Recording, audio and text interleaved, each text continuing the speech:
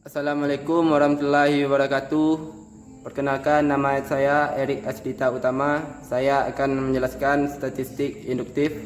Tugas dari dosen saya Melia Eka Fitri SIMM. Slide pertama, slide kedua. Distribusi normal. Distribusi normal merupakan distribusi kontinu dan ditemukan oleh Gauss, di mana distribusi probabilitas yang paling banyak digunakan dalam berbagai analisis statistik.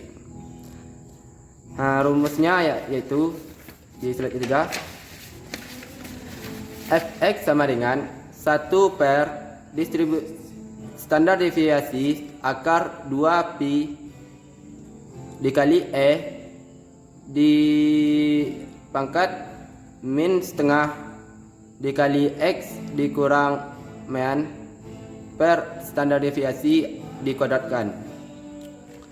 Slide keempat yaitu distribusi sampling. Distribusi sampling merupakan distribusi berukuran kecil, berarti kurang dari 30. Perbandingannya pada sampel ukuran besar, yaitu jika sampel diambil acak, maka variasi dapat dikasir yang dihitung dari sampel. Namun, jika sampel berukuran kecil, maka perbedaan variasi dari suatu sampel ke sampel berikutnya cukup besar sehingga tidak lagi berdistribusi normal. Distribusi tersebut akan mendekati student T. Rumusnya yaitu distribusi normal Z sama dengan X rata-rata dikurang mean X rata-rata per distribusi standar deviasi X rata-rata sama dengan X rata-rata dikurang mean X per standar deviasi X rata-rata. Untuk distribusi student T sama dengan X rata-rata dikurang mean X rata-rata dibagi standar deviasi X rata-rata sama dengan X rata-rata dikurang mean X per standar deviasi X rata-rata, di mana standar deviasi X rata-rata sama dengan standar deviasi X dibagi akar N.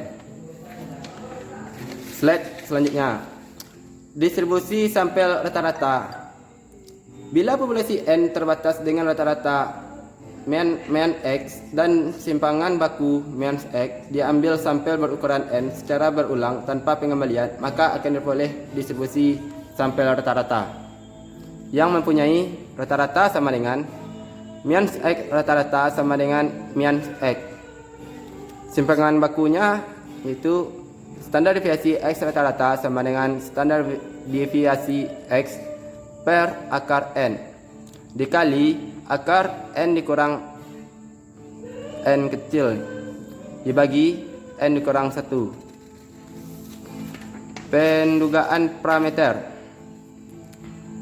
Slide selanjutnya, bila suatu sampel acak diambil dari suatu populasi, maka statistik theta berdistribusi student T, maka T sama dengan X rata-rata dikurang mean per standar deviasi X rata-rata, di mana standar deviasi X rata-rata sama dengan S dibagi akar N.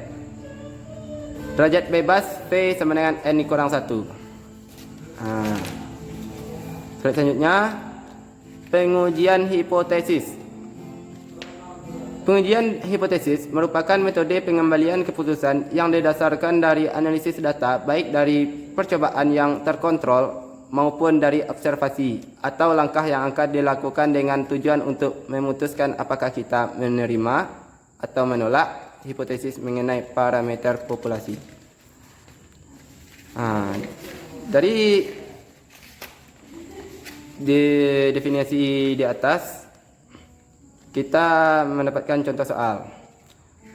Contoh soalnya yaitu plat baja yang diproduksi oleh sebuah pabrik baja memiliki daya regangan rata-rata 500 mean dan deviasi standar sebesar 20 mean. Jika sampel random yang terdiri dari 100 plat dipilih dari populasi yang terdiri dari 1 juta plat, Berapakah probabilitas rata-rata sampel akan dikurang dari 496 men?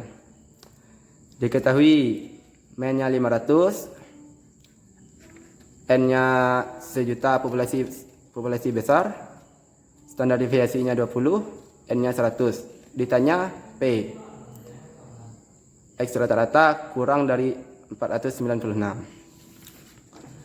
Untuk jawabannya, mean X rata-rata sama dengan mean sama dengan 500. Standar deviasi X rata-rata sama dengan standar deviasi per akar N sama dengan 20 per akar 100 sama dengan 2. Dapat 2-nya yaitu standar deviasinya 20 tadi dibagi akar 100-nya adalah N. Untuk Z-nya sama dengan X rata-rata dikurang mean X rata-rata dibagi standar deviasi X rata-rata sama dengan 496 dikurang 500 sama, dibagi 2 sama dengan minus 2. Sehingga P X rata-rata kurang dari 496 sama dengan P Z kurang dari 2 min 2 sama dengan 0,5 dikurang 0,4772 sama dengan 0,0228. Slide selanjutnya itu ini adalah kurvanya, bisa dilihat.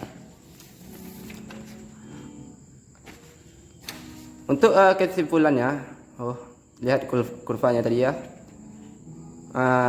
Puncaknya yaitu 500 di 500. Untuk kesimpulannya, jadi distribusi sampling rata-rata yaitu kumpulan dari bilangan-bilangan yang masing-masing merupakan rata-rata hitung dari sampelnya. Adapun manfaat dari mempelajari distribusi sampling diantaranya dapat memahami perlunya suatu sampling pengambilan sampel. Thank you. Terima kasih.